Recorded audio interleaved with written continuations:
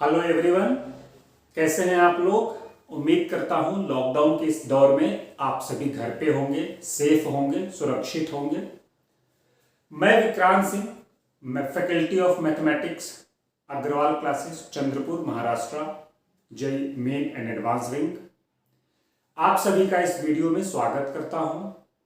आज का ये वीडियो बनाने का जो मेन मकसद है वो क्लास 10th के बच्चों जो सीबीएसई बोर्ड में थे, जिनका एग्जाम कैंसिल हो गया है, उस पर कुछ डिस्कशन किया जाए, उसकी समीक्षा की जाए, एनालिसिस की जाए, सो दैट बच्चे आगे फर्दर अपने डिसीजंस को उस एनालिसिस की मदद से आगे बढ़ा सकें। तो सबसे पहले बोर्ड पे मैंने कुछ पॉइंट्स लिखे हैं, हम एक एक करके इन सारे पॉइंट्स पे डिस्कशन करेंगे। सबसे पहले मैंने मेंशन किया 10th बोर्ड सीबीएसई एग्जाम जो है वो कैंसिल हो गया। अभी मैंने इस पे सीबीएसई इसीलिए मेंशन किया कि स्टेट बोर्ड में अगर कोई स्टूडेंट है तो अभी वो कैंसिल नहीं हुआ है, पोस्टपोन्ड हुआ है। स्पेशली महाराष्ट्र गवर्नमेंट इस डिसीजन का एनालिसिस करने वाली है और एनालिसिस करके बताएगी हमें कि जो है वो महाराष्ट्र बोर्ड 10th का पेपर कंडक्ट कराएगी या नहीं। मोस्ट प्रोबेबली, गारंटी तो मैं नहीं दे सकता, but most probably Maharashtra government भी स्टेट 10th क्लास का जो बोर्ड का एग्जाम है उसको कैंसिल कर देगी, लाइक सीबीएसई। अब बच्चों के दिमाग में बहुत सारे क्वेश्चंस आते हैं कि अब क्या करें, नाउ व्हाट, अब क्या करें। ये हर बच्चे के दिमाग में बात आई होगी कि अब क्या करें। तो अगर मैं एग्जाम के पॉइंट ऑफ व्यू से बोलूं तो ना आप कुछ कर सकते हैं ना हम कुछ कर सकते हैं। एग्जाम तो कैंसिल हो चुका है, अब हमें फर्दर आगे की प्लानिंग करनी है। कई बच्चे ये सोच रहे होंगे कि हमने इतनी मेहनत से इतनी तैयारी की, पेपर कैंसिल हो गया, अगर होता तो शायद मेरे परफॉर्मेंस ज्यादा अच्छी होती। तो अभी वेट करें, अभी आपका रिजल्ट नहीं आया है। हो सकता है कि जिस एक्सपेक्टेशन की आप उम्मीद कर रहे, जो आप एक्सपेक्ट कर रहे हो 10th का रिजल्ट वही आपको मिले, क्योंकि 10th का रिजल्ट अब जब डिजाइन होगा उसका एक फॉर्मूला बनेगा, एक फॉर्मेट बनेगा जो सीबीएसई बनाएगी और वो हर स्कूल को सेंड करेगी और उसी गाइडलाइन के हिसाब अकॉर्डिंग रिजल्ट तैयार होगा। उसमें अब तक जो हमने एनालिसिस किया है, अब तक जो इनपुट हमें मिला है, उसमें अंदाजा ये लगाया जा रहा है कि जो इंटरनल असेसमेंट होगा, जो आपने प्री बोर्ड्स दिए होंगे, फर्स्ट टर्म सेकंड टर्म्स दिए होंगे, उसकी जो परफॉर्मेंस होगी उसी पे बेस आपका रिजल्ट आएगा। एरर की गुंजाइश होगी ±2-4% ऊपर नीचे हो सकता है कि आप एक्सपेक्ट 90 किए हो, आपको 88 मिल गया हो या 92 मिल गया हो, इस टाइप से। कुछ बच्चे मुस्कुरा रहे होंगे, अच्छा हुआ नहीं हुआ, जिनको डर होता है। अब इससे कोई फर्क नहीं पड़ता कि आपको अच्छा लग रहा है या आपको बुरा लग रहा है, पेपर तो कैंसिल हो चुका है। तो अब आपको मेंटली इस पर बिल्कुल भी वर्कआउट नहीं करना है। एक साल में आपने, लास्ट एक साल में स्कूल में जितनी भी आपने मेहनत की होगी उसके अकॉर्डिंग आपको मार्क्स मिलेगा, ये श्योर है। ठीक है, थोड़ा बहुत ऊपर नीचे हो, आपको निराश नहीं होना है। ये कोविड पैंडेमिक चल रहा है, इस टाइम पे आप सेफ रहें। ±2-3% जो होगा वो आप आगे रिकवर कर सकते हैं। 11th-12th में बहुत मौके मिलेंगे और भी एग्जाम देने के, चाहे वो 12th लेवल पे हो, ग्रेजुएशन लेवल पे हो, मास्टर लेवल पे हो, तो बहुत सारे मौके आपको आगे मिलेंगे। तो इसीलिए बहुत वरी नहीं करना है, अभी सेफ रहना ज्यादा जरूरी है। और पेपर कैंसिल करने के पीछे मकसद गवर्नमेंट का जो भी हो, कई लोग इसको लाइक कर रहे होंगे, कई लोग इसको डिसलाइक कर रहे होंगे, मैं इस पर कोई भी अपनी राय व्यक्त नहीं करूंगा, बिकॉज मैं वो अथॉरिटी नहीं हूं कि ये बता सकूं कि सही किया गया कि गलत किया गया। हम एक टीचर हैं, हमारा काम है, हमारा ये काम है कि जो सिचुएशन गवर्नमेंट ने प्रोवाइड किया है उसमें से बेस्ट कैसे निकालें, उस सिचुएशन से डील कैसे करें और हर स्टूडेंट का भला कैसे हो, इस पे जानकारी दें। तो इसीलिए वीडियो बनाया गया है, इसीलिए वीडियो बनाया जा रहा है और मैं आपके सामने इसलिए आ जा रहा हूं कि नाउ व्हाट, अब क्या करें। तो सबसे पहली चीज तो ये कि आपको ये दिमाग से बिल्कुल बात निकाल देना है कि आप 10th में हैं। आपको नाउ व्हाट का आंसर जो है वो सबसे पहले आपको ये फील करना है कि अब आप 11th में आ चुके हैं। तो congratulation to everyone, until unless कोई अनफॉर्चुनेट ना हो रिजल्ट में, तो वो उस पर हम चर्चा बाद में करेंगे, बट मोस्ट प्रोबेबली आप सब 11th में आ चुके हैं। तो अब आपको जो सोचना है नाउ व्हाट, वो 11th के अकॉर्डिंग सोचना है। अब जैसे आप, ठीक है, 11th के अकॉर्डिंग सोचना है, ठीक है, कि आप 11th क्लास में हैं, 10th को आपको बिल्कुल एकदम साइडलाइन कर देना, अब 10th के बारे में नहीं सोचना है। उसके बाद बच्चे ये बोलेंगे सर 11th के बारे में तो तब सोचेंगे ना जब रिजल्ट आएगा या रिजल्ट पता चलेगा। तो अगर आपने एक साल अच्छे से पढ़ाई की है तो आप भरोसा रखिए आपका रिजल्ट अच्छा आएगा, और रिजल्ट के बारे में भी आपको अब नहीं सोचना है। जितना सोचना था एक साल से आप सोच लिए, जो भी थिंक करना था, जो भी मेहनत करना था, वो आप लास्ट अप्रैल से लेकर के अब तक आपने किया। तो इसीलिए आपको रिजल्ट के बारे में भी अब नहीं सोचना है, वो सीबीएसई पे छोड़ देना है। एंड सीबीएसई पे ट्रस्ट कीजिए, वो रिजल्ट अच्छा बना के देगी, वो किसी बच्चे के फ्यूचर से खिलवाड़ नहीं करेगी। उम्मीद हम लोग यही कर रहे हैं कि उनका जो भी फॉर्मूला आएगा वो स्टूडेंट्स के लिए अच्छा होगा, और सब स्टूडेंट्स को उसके परफॉर्मेंस के अकॉर्डिंग, उसकी एबिलिटी के अकॉर्डिंग मार्क्स मिलेगा। तो जो अच्छे स्टूडेंट्स हैं, जिन्होंने मेहनत की है, उसका रिजल्ट तो अच्छा ही आएगा। जिसने मेहनत नहीं की है, उसको डर लग रहा था बोर्ड का एग्जाम देने से, तो उसका रिजल्ट अभी देखेंगे क्या आएगा, कैसे आएगा। बट हम आज डिस्कस करेंगे जिन बच्चों ने मेहनत बहुत अच्छे से किया है, या जो एवरेज भी मेहनत किए हैं, वो सब रिजल्ट का वेट ना करें, रिजल्ट अच्छा ही आएगा। ठीक है। अब बच्चे ये कहते हैं कि सर जब तक रिजल्ट नहीं आएगा तब तक सब्जेक्ट कैसे चूज करें, how to choose subject. Sir पता कैसे चलेगा, बहुत बच्चे मेरे को कॉल करके पूछे कि सर पता कैसे चलेगा कि मेरा मैथ्स ज्यादा अच्छा है कि साइंस ज्यादा अच्छा है, साइंस में बायो ज्यादा अच्छा है कि फिजिक्स ज्यादा अच्छा है, एसएसटी, इंग्लिश एक्सेट्रा। तो एक बात आप अपने जेहन में और दिमाग में बिठा लीजिए अच्छे से, 10th बोर्ड का रिजल्ट सिर्फ ये नहीं बताता कि आपका क्या सब्जेक्ट स्ट्रांग है। हां, 10th बोर्ड का रिजल्ट एक फैक्टर होता है, बट सिर्फ वही एक फैक्टर नहीं है। इसके अलावा तमाम तरह की और बातें हैं जो आपको मदद करती हैं सब्जेक्ट चूज करने में। और मेरा ये शुरू से मानना है कि 10th बोर्ड का रिजल्ट देखकर सब्जेक्ट चूज करने के लिए जो क्राइटेरिया 10th बोर्ड का हम रखते हैं, उसको बहुत वेटेज नहीं देना चाहिए। पहले तो हम इस पे फोकस करते हैं कि 10th बोर्ड होता तो क्या सोचते, और अब नहीं है तो कैसे सोचे। सपोज आपके मैथमेटिक्स में 95 आ गए, साइंस में 85 है, और आपको पता था कि बायो का जो पेपर है वो उतना अच्छा नहीं हुआ था मेरा, क्योंकि साइंस में यहाँ पे physics chemistry physics chemistry biology तीनों कंबाइंड हुआ होगा।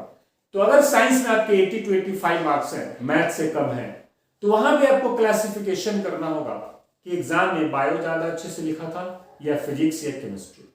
अगर बायो वीक है तो हम ऑब्वियस मैथमेटिक्स की तरफ भागते हैं। बट अभी तो बोर्ड का पेपर ही नहीं हुआ, तो अभी आपको पिछले एक साल में आपको खुद तो फीलिंग होगा ना। देखिए मैथ्स में अगर आपके 95 आए, या मैथ्स में 75 या 55, आपको एग्जाम देने से पहले बेहतर पता होता है कि मेरा मैथ्स का पेपर अच्छा होने वाला है, या एवरेज होने वाला है, या खराब होने वाला है। Same goes for all subject, either वो साइंस हो और वो एसएसटी हो और इंग्लिश हो या जो भी सब्जेक्ट हो।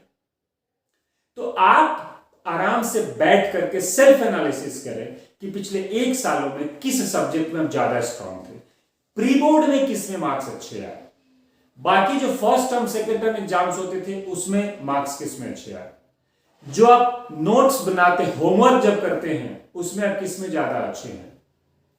और इन सब के अलावा एक जो सबसे बड़ा फैक्टर है जो सब्जेक्ट चूज करने में हमारी मदद करता है, वो है कि जब भी आप घर पे बैठते हैं और सेल्फ स्टडी करने का मन करता है तो बैग में से सबसे पहला बुक कौन सा निकालते हैं?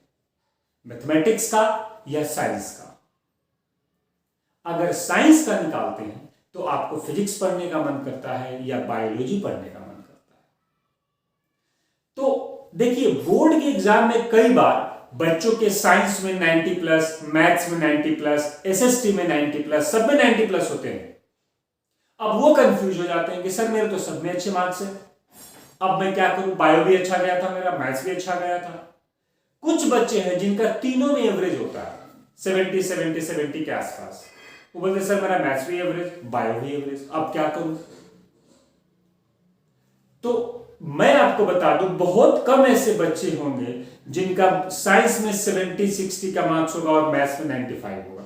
जिसका एवरेज होता है उनका लगभग सब में एवरेज ही होता है, 5 to 10 मार्क्स ऊपर नीचे होता है, और जो अच्छा लेके आता है उसका सब में अच्छा होता है। तो 10th का बोर्ड मेरे अकॉर्डिंग तो बहुत बड़ा फैक्टर है ही नहीं। किसके लिए? सब्जेक्ट चूज करने के लिए। सब्जेक्ट चूज करने के लिए जो सबसे बड़ा फैक्टर है वो है आपका इंटरेस्ट, कि आपका मन किस में लगता है, क्या सब्जेक्ट पढ़ने की इच्छा होती है, और साथ में आपको फ्यूचर में क्या करना है। तो आपको जो है दो बातों पर ध्यान देना है, एक तो इंटरेस्ट, ठीक है, और दूसरा फ्यूचर प्लानिंग, ठीक है। ये वो दो फैक्टर हैं जिस पे आपको ध्यान देना है, ठीक है, कि मेरा इंटरेस्ट किस में है और मुझे आगे क्या करना है। मुझे अगर इंजीनियर बनने का शौक है या मुझे मैथमेटिशियन बनने का शौक है तो मैं किस में जाऊंगा? मैथमेटिक्स डिपार्टमेंट में जाऊंगा। या अगर मुझे डॉक्टर बनना है, मुझे फार्मासिस्ट बनना है, मुझे नर्सिंग डिपार्टमेंट में जाना है, या मुझे बायो में पीएचडी करना है, या तो हम किसको लेंगे? बायोलॉजी को लेंगे। तो आपका फ्यूचर इंटरेस्ट भी डिसाइड करता है। किसी बच्चे को डिफेंस में जाना होता है, उसको मैथ्स लेना पड़ेगा, सीडीएस का एग्जाम हो, एनडीए का एग्जाम हो, ठीक है, एयरफोर्स, नेवी, आर्मी, अगर उस डिपार्टमेंट की तरफ जाना हो तो उसको मैथ्स लेना पड़ेगा। तो आप ये देखिए कि आपका फ्यूचर मैथमेटिक्स को इंडिकेट कर रहा है या आपका फ्यूचर बायोलॉजी को इंडिकेट कर रहा है। और साथ में आप ये भी देखें कि आपका इंटरेस्ट किसमें है, क्योंकि बहुत ऐसे बच्चे होंगे जो बोलेंगे सर फ्यूचर तो मैं डिसाइड किया ही नहीं। तो आप इंटरेस्ट को प्रेफर करें कि आपका इंटरेस्ट किसमें जाता है और उसके अकॉर्डिंग सब्जेक्ट लें। बोर्ड के नंबर के बारे में ज्यादा ना सोचें। अगर किसी का मैथ्स में 95 है, बायो थोड़ा खराब था, फिर भी अगर उसका बायो में इंटरेस्ट है तो बायो में आगे पढ़ के अच्छा कर सकता है। Same goes for opposite. अगर मैथ्स में 70 मार्क्स आए हैं, साइंस में आप 95 लाए, बायो सबसे अच्छा, लेकिन आपका मन मैथमेटिक्स लेने का है, कोई प्रॉब्लम नहीं, क्योंकि 10th तक साइंस में बायो हो या मैथमेटिक्स हो, इसका लेवल बहुत डाउन होता है। बहुत थोड़ा सा मैथमेटिक्स अभी आप जानते हैं, बहुत थोड़ा सा साइंस आप पढ़े हैं, तो आपको ये नहीं सोचना कि अभी मेरा अगर मैथ्स एवरेज है तो आगे भी एवरेज रहेगा। आगे आप इस एवरेज को बहुत आगे लेके जा सकते हैं, क्योंकि 11th में बिल्कुल जीरो से स्टार्ट करना है। Same goes for bio. अगर बायो वीक है, स्ट्रॉन्ग बनाया जा सकता है। तो इसीलिए अभी क्या स्ट्रॉन्ग है, अभी क्या वीक है, पे ज्यादा ध्यान ना दें। अभी ध्यान इस बात पे दें कि आपका मन किस में लगता है, आपका इंटरेस्ट किस में है, और उस पर ध्यान दें। तो इस तरह से आप सब्जेक्ट चूज कर सकते हो। अब बच्चे ये सोचते हैं कि सर टाइम को अब कैसे यूटिलाइज करें, रिजल्ट तो अभी आने में वक्त लगेगा, तब तक क्या करें। सबसे इंपॉर्टेंट पॉइंट इस डिस्कशन में यही होने वाला है। सबसे इंपॉर्टेंट पॉइंट यही है, टाइम यूटिलाइजेशन, कि अब जब तक रिजल्ट नहीं आएगा तब तक टाइम को कैसे यूटिलाइज करें। तो पहले तो फटाफट 1-2 दिन में ये सोच लें कि हमको सेलेक्ट क्या करना है। साइंस लेना है, कॉमर्स लेना है, आर्ट्स लेना है, साइंस में बायो लेना है या मैथ्स लेना है, एंड देन आप प्लानिंग करना। तो अगर आप साइंस की प्लानिंग कर रहे हैं, चाहे मैथ्स चाहे बायो, अगर आप साइंस की प्लानिंग कर रहे हैं और वो चाहे मैथ्स हो या बायो है, PCM/B। अगर आप PCMB की प्लानिंग कर रहे हैं तब तो ये कुछ ज्यादा ही आपके लिए इंपॉर्टेंट हो जाता है। कैसे? अगर मान लीजिए आप लास्ट ईयर अगर हम स्टार्ट करें, लास्ट ईयर तो कोविड ही था, कोविड के पहले दौर को अगर हम याद करें तो हमारा एग्जाम कब ओवर होता था? हमारा एग्जाम मार्च लास्ट में ओवर हो जाता था और अप्रैल फर्स्ट वीक इसमें 11th की क्लासेस हम स्टार्ट कर लेते थे। तो अप्रैल फर्स्ट वीक में हमारी 11th की क्लासेस स्टार्ट हो जाती थी। किसकी? पीसीएमबी की। इंडिया का हर इंस्टीट्यूट जो है वो क्लासेस स्टार्ट कर देता था। अब बच्चे ये सोचते हैं कि सर वो स्टूडेंट होते थे जो जेई की तैयारी करते थे या नीट की तैयारी करते थे। मैं साइंस तो लेना चाहता हूं बट जेई की तैयारी नहीं करना चाहता या नीट की तैयारी नहीं करना चाहता, तो मैं क्यों अप्रैल में स्टार्ट करता अगर एक मार्च में पेपर हुआ होता तो मैं आपको बता दूं, ये जो अप्रैल में क्लासेस स्टार्ट होती हैं हर साल एवरी ईयर, मार्च में जब बोर्ड का एग्जाम खत्म होता है उसके बाद ये जो 11th स्टार्ट होता है ये पीसीएमबी के लिए होता है बेटा। इंजीनियर नहीं बनाया जाता इस क्लास में, डॉक्टर नहीं बनाया जाता इस क्लास में। इस क्लास में हम आपको फिजिक्स, केमिस्ट्री, मैथ्स, बायोलॉजी पढ़ाते हैं। आपको फिजिक्स पढ़ना है, मैथ्स पढ़ना है, बायो पढ़ना है, केमिस्ट्री पढ़ना है। बहुत इंपॉर्टेंट है ये समझना कि अप्रैल में जो बच्चे स्टार्ट करते हैं कोचिंग में जाना, वो इंजीनियर बनने नहीं जाते, वो डॉक्टर बनने नहीं जाते, वो पीसीएम या पीसीबी पढ़ने जाते हैं। सो दैट जब आप 11th-12th कंप्लीट करें तो आप जेई का एग्जाम दें, नीट का दें या कोई और एग्जाम दें। अगर आप जेई नहीं जाना चाहते, इंजीनियर नहीं बनना चाहते हैं, अगर आप किसी यूनिवर्सिटी से बीएससी और एमएससी करना चाहते हैं, पीएचडी करना चाहते हैं, डॉक्टर बनना चाहते हैं, प्रोफेसर बनना चाहते हैं, अगर आप, मैं एग्जाम्पल हूं दिल्ली यूनिवर्सिटी, बिकॉज मैं दिल्ली से हूं तो मैं वहां की बात तो थोड़ी ज्यादा करता हूं।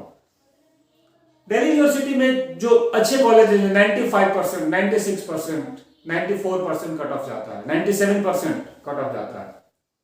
वो तब होगा जब आपका पीसीएम बहुत स्ट्रांग होगा या पीसीबी बहुत स्ट्रांग होगा।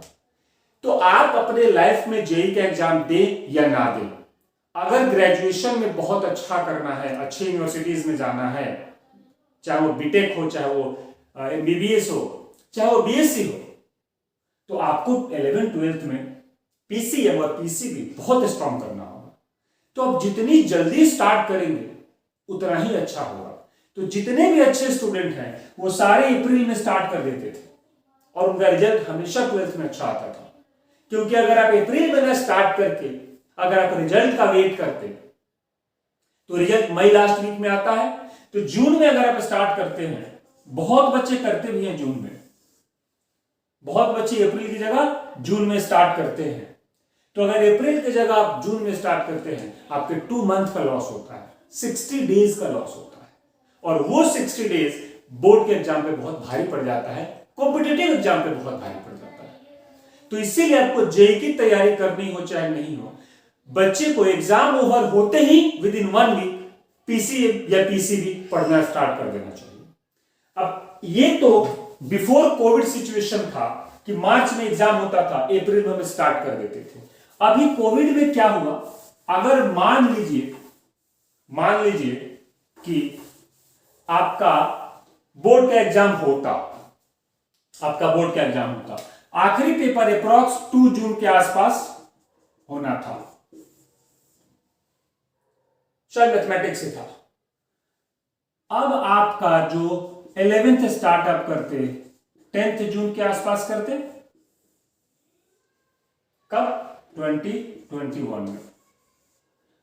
और अगर कोविड नहीं होता, नॉर्मल डेज होता, तो आप कब स्टार्ट कर लेते? 10th अप्रैल को स्टार्ट कर लेते। समझ आया? तो यहां भी आपको 60 डेज का लॉस इस बार कंफर्म था। इस बार 60 डेज का लॉस कंफर्म था, क्योंकि 2 जून को पेपर ओवर होता, आप 10th जून से स्टार्ट करते। तो एक वर्ड है blessing in disguise. Blessing in disguise का मतलब जानते हैं आप लोग? कई बार जब आपकी सिचुएशन अच्छी नहीं होती है, आप अच्छे दौर से नहीं गुजर रहे होते हैं, फिर भी उसमें कुछ अच्छा हो जाता है। तो ये जो पेपर कैंसिल हुआ है ना, इसमें से हम क्या निचोड़ अच्छा निकालें? पेपर कैंसिल होकर बुरा हो गया, कई बच्चों को लगता होगा, छोड़ो इसको, कैंसिल हो गया। अब इसमें से अच्छा आपको निकालना है, क्या अच्छा डिजाइन कर सकते हैं हम, इसका फायदा कैसे उठाएं? पेपर कैंसिल हो गया, इसका फायदा कैसे उठाएं? तो इसका फायदा आप ऐसे उठा सकते हैं कि अगर आप अभी पढ़ना स्टार्ट कर दें तो जो 60 डेज का लॉस था, जो आपका 60 डेज का लॉस इस साल फिक्स माना जा रहा था, वो 60 डेज का लॉस जो है वो सिर्फ 10 to 15 डेज का लॉस रह जाएगा। अगर आप अगले 2-3 दिन में पढ़ना स्टार्ट कर देते हैं तो लगभग आप 45 डेज का बेनिफिट ले सकते हैं। तो 45 डेज बहुत होता है। तो इस पेपर के कैंसिल होने से आपको एक ये बहुत बड़ा बेनिफिट हुआ है। लॉसेस तो आपने बहुत सोच लिए होंगे घर में बैठे बैठे, पेरेंट्स भी ये सोच रहे होंगे, अरे देखो पेपर कैंसिल हो गया, बच्चा इतना मेहनत किया। या कई पेरेंट्स सोच रहे होंगे, अच्छा है कोविड सिचुएशन बहुत बुरी तरीके से देश में फैलता जा रहा है, कहीं कुछ हो जाता बच्चे को तो जान है तो जहान है, बोर्ड तो कभी भी दे देगा।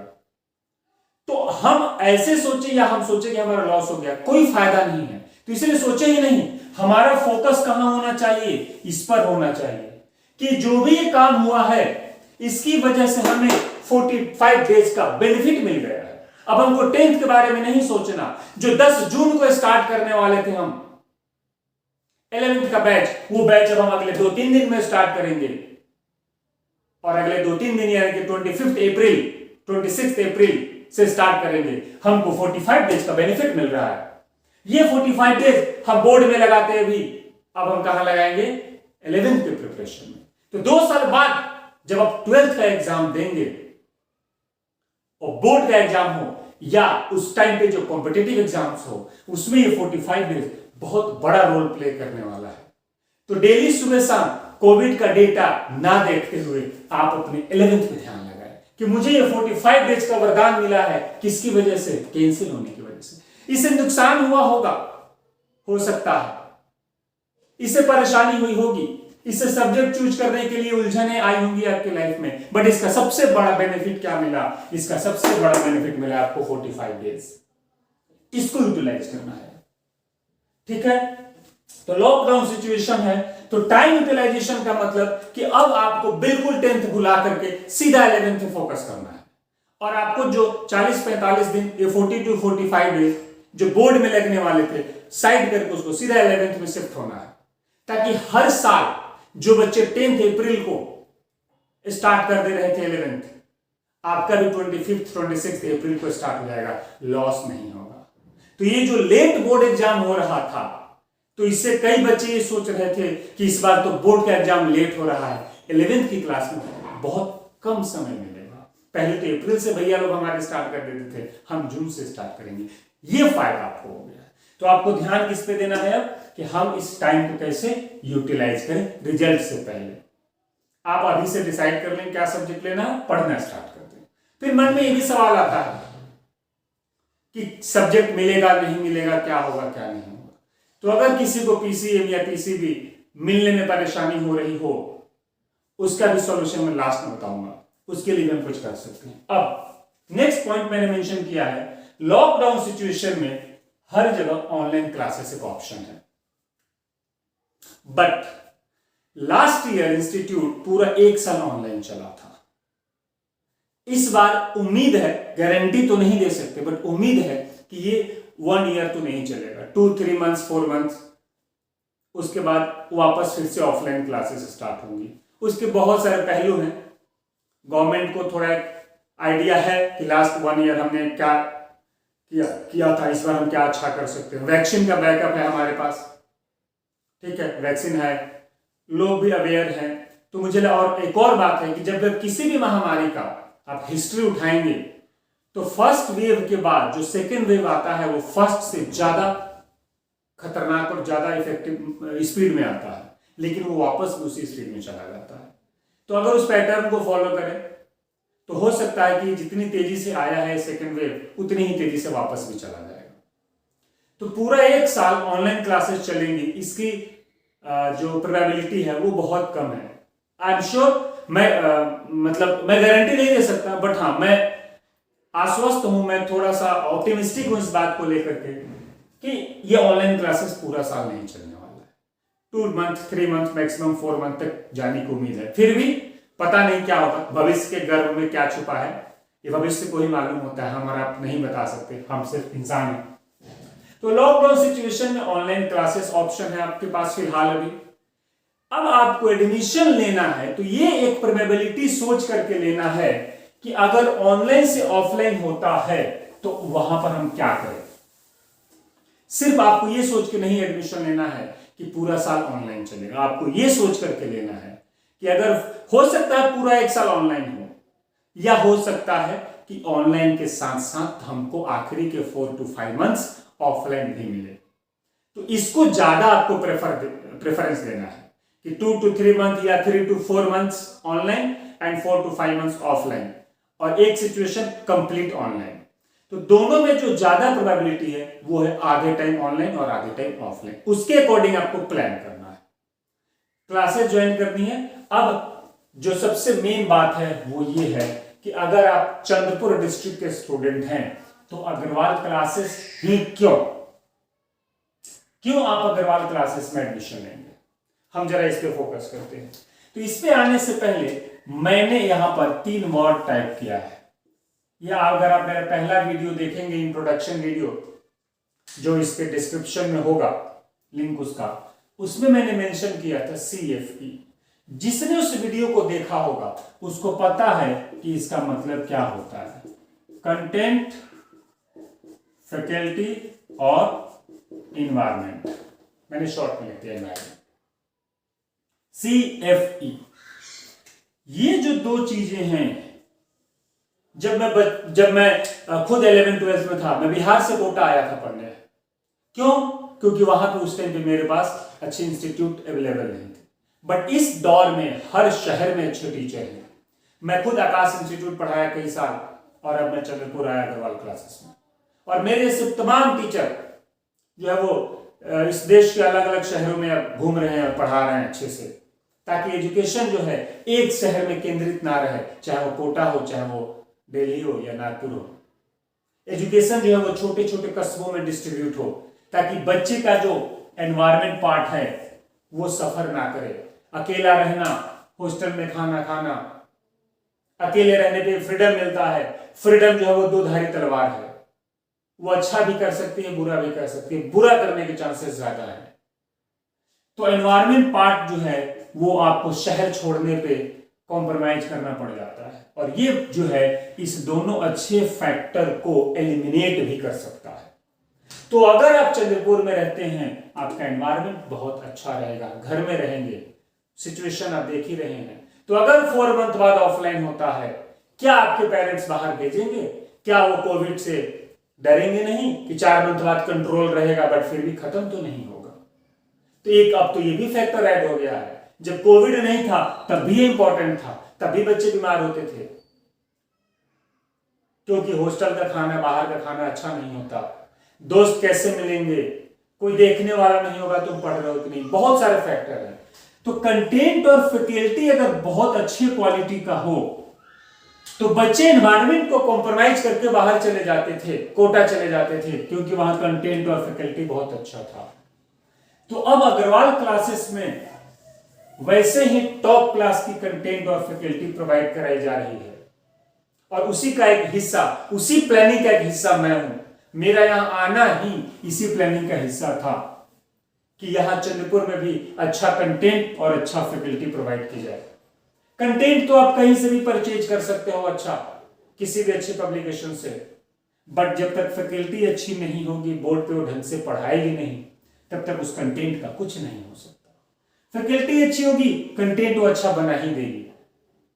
तो यहां पर हमारे यहां जितने भी टीचर हैं सारे बहुत वेल एक्सपीरियंस्ड और अच्छे टीचर, अच्छे ब्रांड के एक्सपीरियंस लेकर आए हैं। तो यहाँ पे आपको बेस्ट कंटेंट और फैकल्टी दी जाएगी और चंद्रपुर में आपका एनवायरमेंट अच्छा रहेगा, आप घर पे रहेंगे। और अगर ऑफलाइन स्टार्ट होता है, जो कि होना है 3 to 4 मंथ बाद, तो आपको बेनिफिट क्या होगा कि आपके घर के बगल में इंस्टीट्यूट होगा, पर्सनली आप मिलकर डाउट पूछ सकते हैं, बहुत सारी चीजें हैं। तो अब आपको इमीडिएट हमारा जो डेमो लेक्चर है वो स्टार्ट होने वाला है। डेमो जो हमारा डेमो क्लासेस जो है वो स्टार्ट होने वाले हैं।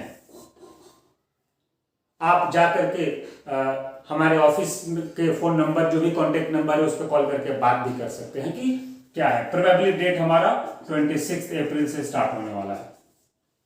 ठीक है, आप डेमो लेके देख सकते हैं कि हाँ कैसे क्लासेस ऑनलाइन हो रही हैं। बेस्ट स्टडी मटेरियल प्रोवाइड किया जाएगा, बेस्ट क्वालिटी और फैकल्टी होंगी, रेगुलर क्लासेस चलेंगी, डाउट सेशन अलग से कंडक्ट कराया जाएगा, बहुत सारी चीजें हैं। और कंटेंट और फैकल्टी तो अच्छा होगा है। तो ये वो फीचर्स हैं जिसकी वजह से आपको यहां आना चाहिए। ठीक है, खैर ये तो आपकी चॉइस है। अगर आपको मेरा वीडियो पसंद आएगा, मैं मैथमेटिक्स पढ़ाता हूं, आप मेरी क्लास अटेंड करके देखेंगे, वो भी अच्छा लगेगा। जो हमारे फिजिक्स के सर हैं, जो हमारे केमिस्ट्री के सर हैं देवाला, जो बायोलॉजी के सर हैं देवाला, हाईली क्वालिफाइड, हाईली एक्सपीरियंस्ड, वहां आपको बहुत बेनिफिट मिलेगा। खैर ये वीडियो बनाने का मकसद मेरा मेनली ये पॉइंट डिस्कस करना था। तो टेंशन नहीं लेना, पेपर कैंसिल हुआ है कोई बात नहीं, लेकिन इस कैंसिल होने में हमको बेनिफिट मिला है, टाइम ज्यादा मिला है 11th के लिए, जो इस बार उम्मीद नहीं थी।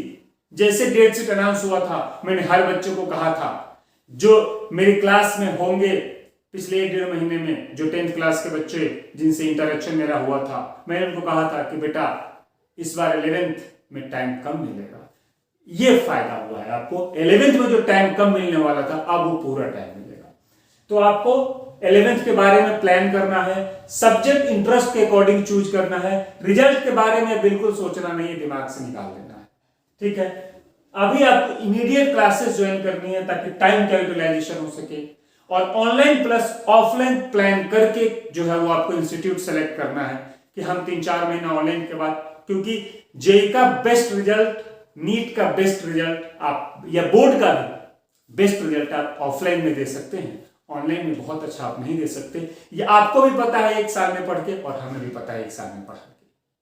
तो ऑनलाइन प्लस ऑफलाइन सिचुएशन को ध्यान में रखते हुए कि 50% टाइम, मैक्सिमम 50% टाइम ऑनलाइन और बचा हुआ 50% ऑफलाइन हो, तो कौन सा इंस्टीट्यूट फायदेमंद है। कुछ अच्छी बातें हमने बताई अग्रवाल क्लासेस चंद्रपुर के बारे में, बाकी आप खुद समझदार हैं, आप खुद भी जानते होंगे पिछले इतने सालों में हमने क्या दिया है क्या नहीं। तो होप आप सबको ये वीडियो पसंद आया हो। इस चैनल को सब्सक्राइब करें, लाइक करें। इस पे मैं सेट रिलेशन फंक्शन 11th के टॉपिक, 12th के टॉपिक्स जो है वो सब, मैट्रिक्स डिटरमिनेंट, इन सब की वीडियोस बना रहा हूं। ठीक है, इन सबको इस चैनल पे अपलोड करेंगे, डेली बेसिस पे वीडियो अपलोड होंगे। और मेरा एक और इंट्रोडक्शन वीडियो है इस पे, जब मैंने ये बताया था कि जेईई की प्रिपरेशन कैसे करें, नीट की प्रिपरेशन कैसे करें, एग्जाम पैटर्न्स क्या होते हैं, उसका लिंक भी डिस्क्रिप्शन बॉक्स में आपको मिल जाएगा। आप जाके उस वीडियो को भी देखें ताकि आपका कॉन्सेप्ट क्लियर हो अबाउट जेईई एंड ऑल। ठीक है, उम्मीद करता हूं आप सबको वीडियो पसंद आया होगा। अगर पसंद आया होगा तो लाइक करो, शेयर करो, चैनल को सब्सक्राइब करना मत भूलो। ठीक है, अगले वीडियो में हम मिलेंगे मैथमेटिक्स के किसी न किसी चैप्टर के साथ। तब तक के लिए अपना ध्यान रखें एंड घर से बाहर बिल्कुल ना निकलें, हाथ धोते रहें, मास्क का इस्तेमाल करें। अगर 1 मिनट के लिए भी बाहर जाना हो तो कोशिश करें ना जाए। अपना और अपनों का ध्यान रखें। अगले वीडियो में मिलेंगे। Thank you very much, have a good day, bye bye.